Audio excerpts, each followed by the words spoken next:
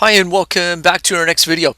In this video we are going to take a look at how you can find the average of, say, a set of test scores.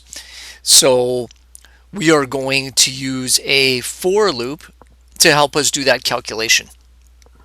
So let's take a look at this program. This program shows you how a user can set up the number of times a for loop is run. So for example, this program finds the average of a set of test scores for a class. What happens in this program is we have a number of variables here that we're defining.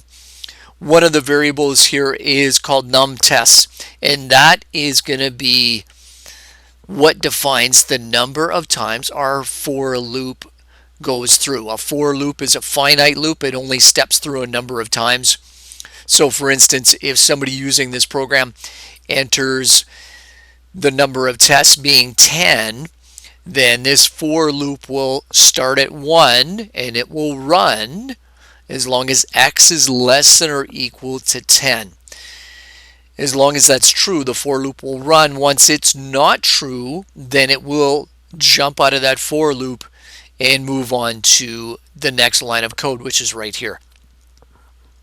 So that's how this works. Remember that this part of the for loop here dictates the increment for x. In this case, it increments by 1 every time it steps through the for loop. So we're going to have 4 variables here. We've got the number of tests that the user is going to enter. We have the score on the test. We have to keep track of the total if we're going to get an average.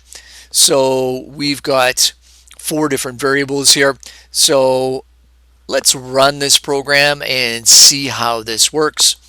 So if we say enter in 3 tests and we want to find the average for, so please enter the number of tests you're entering. And let's say that the first one's 92 and the next one is 92, and let's say the next one's 91. Well, we know the average is going to be 91 point something. Should be closer to 92 than it is 91.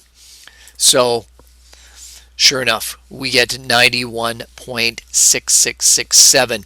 Notice here that we do have a decimal number because when we declared these variables here, we declared them as doubles. So this is going to be a numeric data type that can have decimals. We're going to use double anytime we need high precision. I could have used float instead, and we would have ended up with actually the same answer. But if anytime you need high precision, we need decimals, we're going to use double instead of using float. So a couple other things to notice here. Notice that this is our sum calculation. So every time this loops through, this takes the current score that someone's entering, adds it to the current total, and whatever gets added here together always gets moved from right to left, and we get a new total. So the next time that we go through this loop, we have a new total. We're adding the next score, and again, that gives us a new total.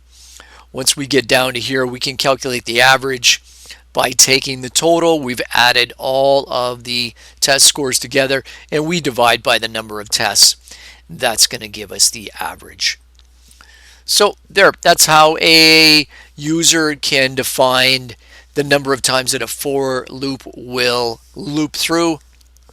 In this case here, we're using it to find the average for a set of test scores. That's it for this video. Hope it was helpful. Thanks for watching. See you next time.